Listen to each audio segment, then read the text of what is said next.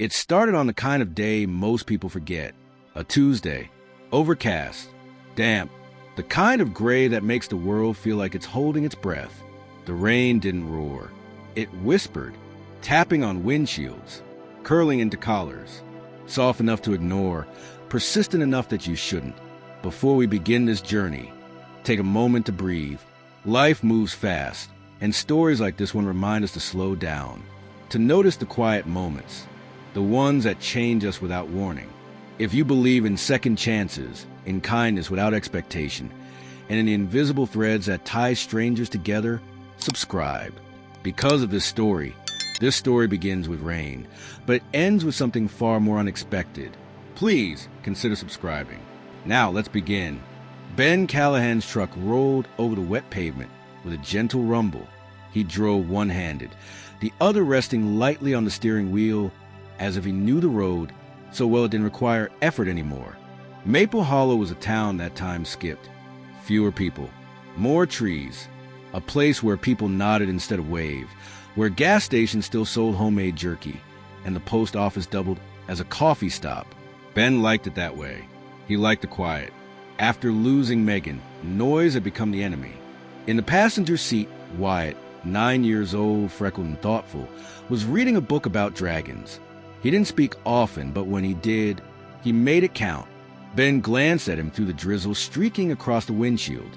The boy was everything good Ben still had, a reason to keep going when the grief threatened to pull him under. They were 5 miles from home when he saw her. At first, she was a blur in the storm, a shape barely visible through the fog. But as the wipers passed, she came into focus, standing at the edge of the road. A woman, soaked, still, shoulders hunched beneath a military duffel. No umbrella, no motion to flag him down.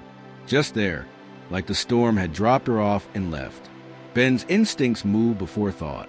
The truck slowed, tires hissing against the wet. Wyatt looked up, said nothing, just watched. She didn't look up when Ben opened the door. Her hair was dark, plastered her face. Her hands trembled as she held up a phone. Screen cracked. No signal, no plan, just the weight of something heavy sitting behind her eyes. He offered warmth, not rescue, a ride, a roof, just a pause from whatever she'd been running from. She said her name was Tessa. No last name, no rank, just Tessa. In the truck, Wyatt shifted to make space, eyes curious but polite. Tessa nodded once, said thank you in a voice that sounded like it hadn't been used in days. Her hands, when they settled on her lap, were calloused, soldiers' hands. Her boots were caked in dried mud, her bag slumped between her feet like it had given up too. The cabin was small, cedar walls, a wood stove that breathed warmth into every crack. Wyatt vanished into his room like a ghost. Tessa stood awkwardly by the door until Ben handed her a towel. She accepted it, but didn't smile. There was a thinness to her, not just in body, but in spirit, like she was stretched across too many memories, not enough time. When she came back from the bathroom, wearing one of Ben's flannel shirts, she looked softer, still sharp, still ready to flee, but quieter, less brittle. They ate soup by the fire. The silence wasn't awkward. It was necessary, like letting wounds breathe. She said she was on her way to Olympia, to a grave. She didn't say who. Ben didn't ask. Some silences are sacred. That night, she slept on the couch. Ben left a blanket. Wyatt whispered a good night from down the hall. She didn't reply, but she heard it. In the morning, sunlight pierced through the fog. The smell of coffee, toast, bacon. Ben moved through the kitchen like a man who had learned to live alone. Efficient, quiet. Tessa watched in the doorway, hands wrapped around a chipped mug. The coffee warmed her fingers. The smell reminded her of mornings long gone. Before, they fell into something like rhythm, breakfast, small talk, a shared glance when Wyatt said something too wise for his age. By noon, she was ready to leave, but the car she'd been driving, borrowed, half-dead, wouldn't start. Ben offered a look. She shrugged, the kind of shrug that meant she didn't expect anything to work. He was under the hood when she wandered to the shed. Old, weathered, covered in moss. She found the key hanging by the back door, curiosity pulling her like a string. Inside, a piano, upright, faded, untouched. She sat, stared at the keys, then played, slowly, broken chords. A memory, not a performance. Ben heard the music and froze. His late wife used to play. Not that song, but the feeling. He didn't go in, just listened. That evening, after dinner, Tessa pulled a letter from her bag, still sealed, the envelope worn. She didn't open it, but she held it like it was alive. Jared, that was his name. The man she lost, not just a soldier. A promise, one she never got to keep. She didn't cry that night, but she didn't sleep either. In the morning, she found a note. Ben and Wyatt had gone into town. She stood alone in the cabin, her breath caught. The letter was still in her hand. She walked back to the shed, opened it. Saturday, opened the envelope. Jared's handwriting. Tess, if you're reading this, it means I didn't come back, but that doesn't mean I left you. I'm in every sunrise you see, every song you hear, every step you take when the grief feels too big. I need you to live, really live, not just survive, not just march on. I want you to find that cabin, that swing, that man who doesn't ask you to be anyone but yourself. You deserve peace. You deserve love.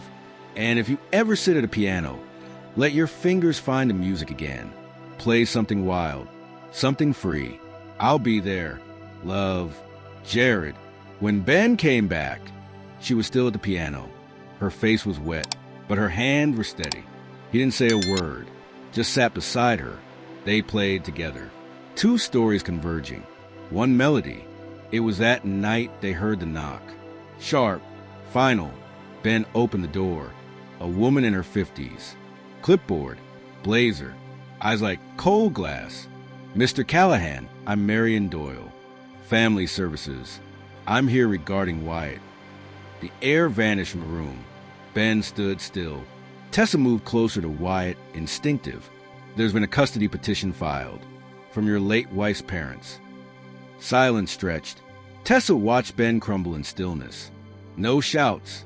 Just the quiet devastation of a man who thought he'd finally outrun grief's reach.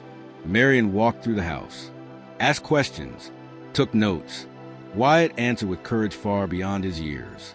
When she left, the door closed with a click that sounded like a judge's gavel. Tessa turned to Ben. He looked at her, lost, but not alone. She placed her hand on his. That night, they didn't sleep. They planned. They remembered. They began. But the next morning, as fog curled around the trees, another car pulled into the driveway. Black, expensive. A man stepped out. Silver hair. Pressed suit. Ben froze. That's Ted, he whispered. Megan's father. He was here, not for peace. For a fight. Tessa stepped forward. The man looked at her, judged her in a glance. Ben shielded Wyatt. Ted spoke coldly, formally, like a stranger writing a letter to grief. This is not over, he said. Then he left. But he left behind something worse than threat. He left the promise of a courtroom. 2 weeks. That's all they had. Tessa stood in the kitchen that night, her hand on Ben's. They're not going to win, she said. He didn't speak. He didn't have to, because when she looked at him, she saw it. The moment he stopped being afraid of losing and started believing in something worth fighting for, Wyatt joined them, small hand atop theirs. And in that silence, beneath the hum of a cabin on the edge of nowhere, something sacred was built. Family. But the battle hadn't even begun. And what no one knew, not even Tessa, was that the next knock wouldn't be from a stranger. It would be from her past. And it would bring with it a secret, one that could shatter everything. It came on a Wednesday. The knock, not sharp like before, not from child services or legal threats wrapped in paper and signatures. This one was softer, hesitant, 3 slow taps, like someone wasn't sure they should be there. Ben was chopping firewood when it happened. The steady rhythm of the axe halted mid-swing as he looked up. Tessa was inside, organizing letters in school and legal forms for Wyatt's custody. She paused when she heard it too. Another knock, gentle but insistent. When Ben opened the door, the past stood on the porch, and it wore the face of war. A woman, younger than Tessa, maybe late 20s, uniform wrinkled, shoes dusty from travel, her hair tied tight, eyes sharp, but something about the way she held her duffel, like it was the only thing tethering her to the earth, hinted at fragility. Tessa stepped into the doorway and froze. The girl spoke first. "Tess." One word, one thread, and everything unraveled. Ben looked from the stranger to Tessa, who hadn't moved. Her fingers were white around the edge of the door. "Who is she?" Ben asked gently. Tessa didn't answer right away. The girl stepped forward and placed something on the porch, a small tin box, dented and old. "I'm Riley, Jared's sister." The name landed in the space like thunder. Ben felt the shift in the air. Wyatt peeked from behind the kitchen door. Tessa took one shaky breath and opened the screen. Riley stepped inside. The tin box rattled. They sat around the table, no one speaking for a moment. Riley looked at Tessa. "You probably thought I was dead, or just didn't care." Tessa swallowed. "I didn't know you existed." Ben leaned forward. "Jared never mentioned a sister?" She shook her head. "Only child. That's what he told me." Riley gave a half smile. "That sounds like him. Protecting me even when I didn't need it. He was ashamed of our father. Walked out at 18. Said he wanted a clean slate. I stayed behind. Took care of our mother after cancer. He didn't come back, but he sent letters every month, and then they stopped." Her hands gripped the tin box. She opened it slowly. Inside were dozens of letters, some worn, some still folded. The top one had Tessa's name on it. "I found these after Mom died. I never had a way to find you, until the military sent me your discharge paperwork by mistake. Your name was there, Maple Hollow. So I came." Tessa reached for the letter with trembling fingers. It was Jared's handwriting again. Different date. She read it silently. Then another, and another. Ben watched her eyes soften, break, heal, and crack again. When she looked up, there was wetness on her cheek, but a calm in her chest. "Why now?" she whispered. Riley looked down. "Because I saw your name listed on a court document. You're involved in a custody battle, and the lawyer who signed the petition." She pulled out another paper. Ben took it and read the name. "Ted Lockhart." Riley continued. "He's representing Wyatt's grandparents, but he used to represent the same lobbying group that tried to strip veterans of housing rights after they came home. I dug into him. It doesn't look good, and it gets worse." She slid one more document forward, a notarized statement. Ben read it. Then again, the words didn't make sense. Tessa stood. "They're saying you're unstable," Riley said quietly. "That you suffered a breakdown after Megan died. That Wyatt was unsupervised. They even twisted the fact that Tessa stayed here as evidence of emotional confusion." Ben looked hollow. Tessa stepped forward. "This is a smear campaign. They can't win this way." Riley nodded. "They're not trying to win clean. They're trying to make you walk away." Ben placed both palms on the table. He closed his eyes, then looked at Wyatt, who was watching quietly from the stairs. "We fight. We don't walk." For the next several days, the cabin became a war room. Letters of character flooded in, from the diner owner, the librarian, Wyatt's online tutors, a neighbor who once watched Ben carry groceries for an elderly woman in the rain. Tessa wrote one too. It didn't mention love, but it didn't need to. Her words carried the weight of someone who had seen battlefields and still believed in home. Riley stayed, helped organize, cooked, watched Wyatt when the adults were deep in legal drafts. On the night before the court date, Tessa found Wyatt in the shed. He was playing one-handed on the piano. She sat beside him. "Are you scared?" he asked. She thought, "Yeah, but scared doesn't mean we run." He nodded. "I made something."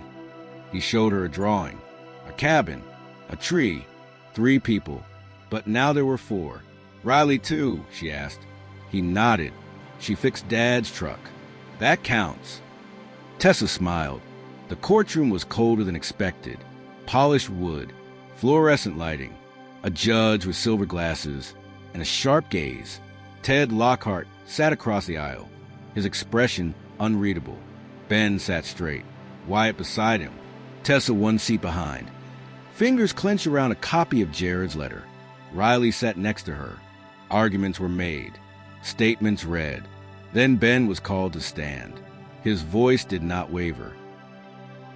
He spoke of Megan, of the loss, of the night spent trying to make Wyatt feel safe again. Then Tessa, how she arrived in the rain, how she never asked for anything, but gave everything anyway. The judge listened. Then Wyatt asked to speak. Whispers filled the courtroom. The judge hesitated, then allowed it. Wyatt walked to the front. He was shaking.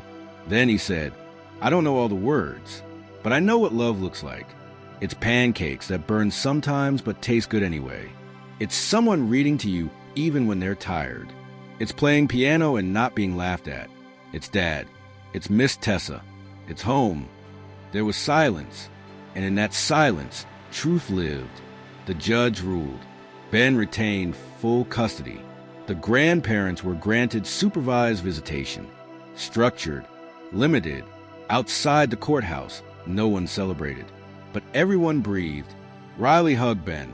Then, Tessa, you were braver than me, she said. Tessa shook her head. We just needed the same thing. Family. That evening, the cabin glowed with warmth. Lasagna again. Wyatt's request. Ben poured cider. Tessa lit the candles. Riley tuned the piano. Later, they sat on the porch. The stars blinked quietly above the trees. Tessa leaned against Ben. I got the job, she said. He smiled. Salem? She shook her head. They offered me remote. 3 days here. 2 in town. They believe in flexible healing. Ben looked at her. And what do you believe in? She took his hand. I believe in knocks that change everything. Wyatt appeared in the doorway. Miss Tessa? Yeah. Do I have to call you that forever? She blinked. What would you rather? He shrugged. Maybe just Mom. Ben looked at her. She looked at Wyatt. Then the tears came, but not the sad kind, the kind that heal. She opened her arms. He ran into them. And there, in the glow of a porch light, a soldier became a mother. A carpenter became a husband again. And a boy with dragons in his books built a kingdom with his words. This story began with rain, but it ended with a home. If this story moved you, if you believe in healing after loss, in found families, in the quiet kind of love that saves us when we least expect it, don't just scroll away. Subscribe to our channel. Share this story with someone who needs it. And remember, sometimes the knock we're afraid of is the one that finally lets the light in.